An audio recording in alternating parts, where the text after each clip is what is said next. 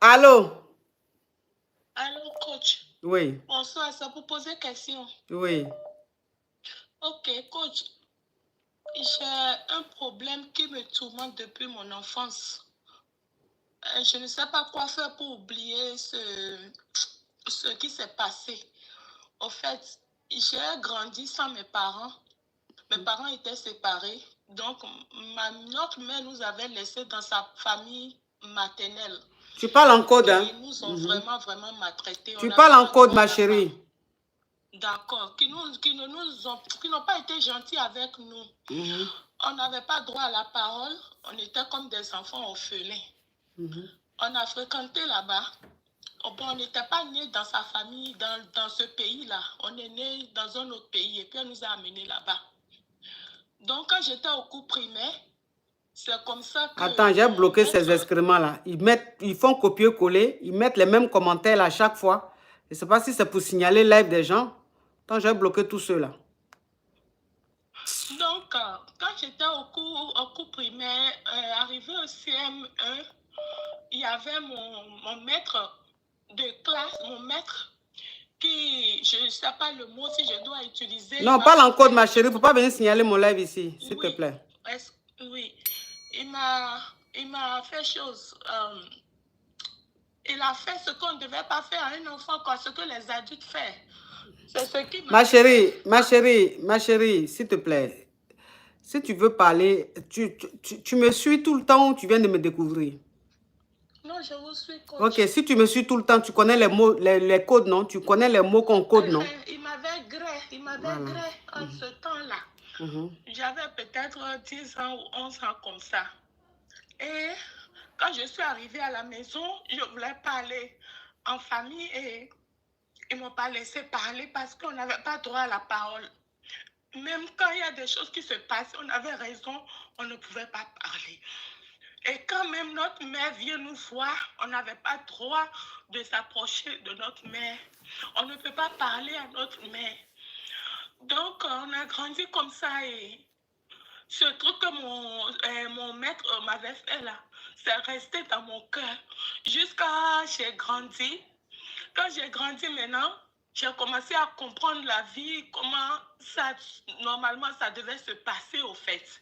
Et c'est une peine que j'ai jusqu'aujourd'hui.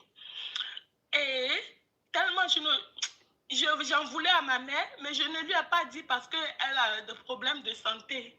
Parce que je me disais, je lui dis, c'est comme si je suis en train de l'accuser, de la blâmer pour ce qui m'est arrivé.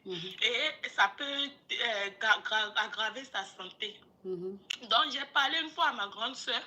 Et ma grande soeur a dit, c'est la même chose qui m'était arrivée. Et puis, j'ai abandonné les cours parce que je ne pouvais pas parler à quelqu'un.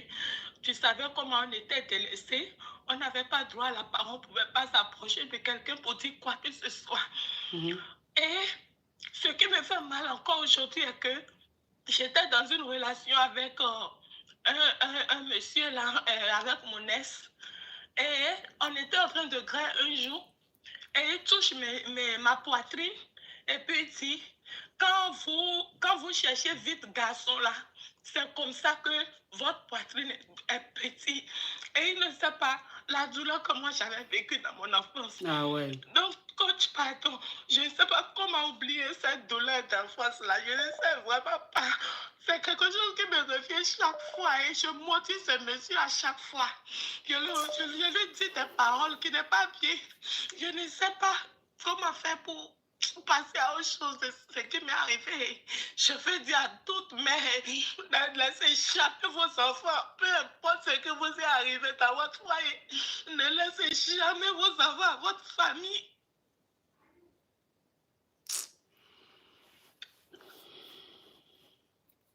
Je souffre de ça énormément. Je n'ai plus confiance en moi, surtout quand le monsieur m'a dit ça. Mon ex m'a dit ça. Je te jure, coach. J'ai eu le dégoût complètement. Je n'aime plus du tout qu'il me touche jusqu'à ce qu'on s'est séparés. Oh, vraiment. Yako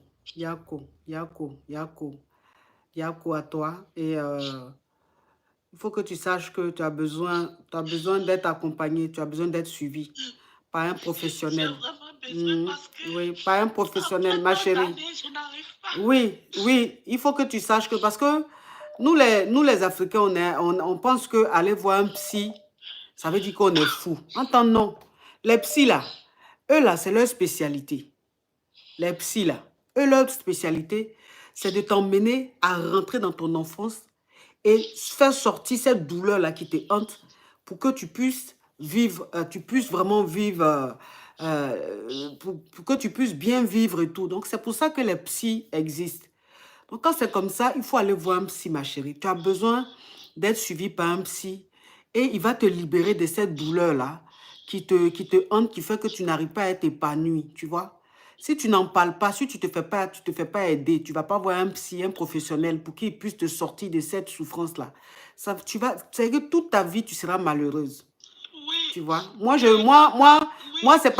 ne maîtrise pas ça. Je ne maîtrise pas ça. Moi, tout ce que je peux te dire, c'est vraiment courage à toi.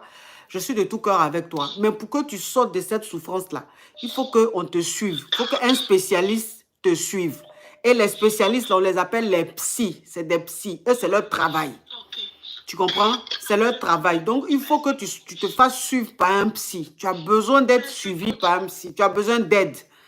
Il faut aller te faire suivre, pardon. C'est très important. Tu as compris? Alors, tu as compris? Tu as compris, ma chérie? Allô?